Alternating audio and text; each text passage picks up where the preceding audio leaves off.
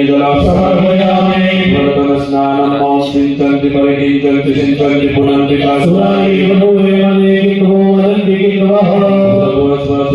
સન્માન આહવાન અભિયાન દરમિયાન આજે 27 જુલાઈ 2026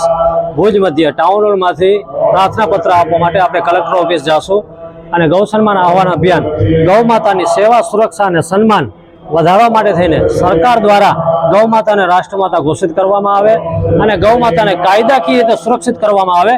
એના માટેનું આ સંપૂર્ણ અભિયાન સંપૂર્ણ ભારત વર્ષમાં ચાલી રહ્યો છે। પૂરા ભારતના 760 જિલ્લામાં અત્યારે 11 વાગે સંપૂર્ણ જગ્યાએ કલેક્ટરશ્રીને પ્રાર્થના પત્ર અપાઈ રહ્યો છે।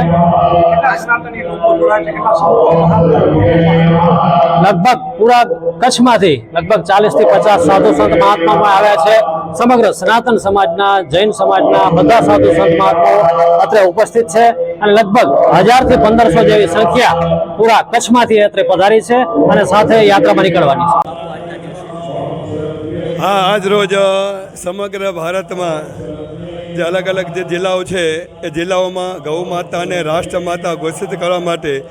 અને ગૌ હત્યા બંધ થાય એના માટે થઈ અને સમગ્ર ભારતમાં કાર્યક્રમ યોજવામાં આવ્યો છે। એના સંદર્ભમાં આપણા કચ્છ જિલ્લામાં જે ભારતનો સૌથી મોટો વિસ્તારની જગ્યાએ કચ્છ જિલ્લો છે એમાં પણ સમગ્ર સાધુ સંતો, કવિઓ, ભક્તજનો ને દ્વારા અસંખ્ય કચ્છના જે લોકો કહી શકાય એ લોકો આ ભેગા થઈ અને ટાઉન હોલ મધ્યે એક 8 વાગ્યાથી કરી અને લગભગ 10:30 સુધી રામ નામની ધૂન ભજન થયું। ત્યારબાદ સમગ્ર સનાતનીઓ, સમગ્ર ગૌ ભક્તો એ સાથે મળી અને કલેક્ટરશ્રીની કચેરીમાં એ આવેદનપત્ર આપવા માટે જવાના છીએ। અત્યારે આપ જોઈ રહ્યા છો કામધેનુ ગૌ માતાની સમગ્ર ભક્તજનો દ્વારા, સંતો દ્વારા અને સેવકો દ્વારા અત્યારે પૂજન થઈ રહ્યું છે। આપના સૌના ચેનલના માધ્યમથી જણાવીએ છીએ કે આપણે તાલુકા મધ્યે કર્યું, આજે જિલ્લા મધ્યે છે અને આવનાર દિવસોમાં આપણે રાજ્ય મધ્યે પણ આ રીતનું ગૌ માતાને રાષ્ટ્રમાતા અને ગૌ માતાની હત્યા બંધ થાય એના માટેના કાર્યક્રમ જોઈને અમે સમગ્ર સારામાં સારો પ્રતિસાદ મળી રહ્યો છે।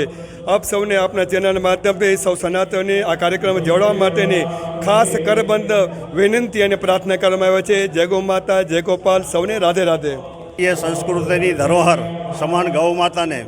રાષ્ટ્રમાતા તરીકે જાહેર થાય અને ગૌ માતા જે પ્રતિદિન 80,000થી વધુ સરકારી રેકર્ડ પ્રમાણે ગાયોની કતલ થઈ રહી છે એ ગાયોની કતલ બંધ થાય અને ગાયોની સુરક્ષા મળે, સંરક્ષણ મળે અને જે દેશી ગૌવંશ છે એ જે હવે ખૂબ જ ઓછી સંખ્યામાં બચી છે એનો વધુને વધુ બચાવ થાય એના માટે આખા દેશવ્યાપી ગૌ સન્માન આહવાન અભિયાન ચાલી રહ્યું છે। તે અંતર્ગત આજરોજ જિલ્લા કલેક્ટરને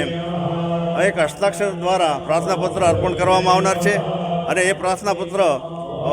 કલેક્ટરશ્રીના માધ્યમથી મુખ્યમંત્રી, રાજ્યપાલશ્રી, વડાપ્રધાનશ્રી અને રાષ્ટ્રપતિશ્રીને આપવામાં આવશે અને એના દ્વારા ગાયની સુરક્ષા થાય, ગાયને સન્માન મળે એ માટેનું આખા આયોજન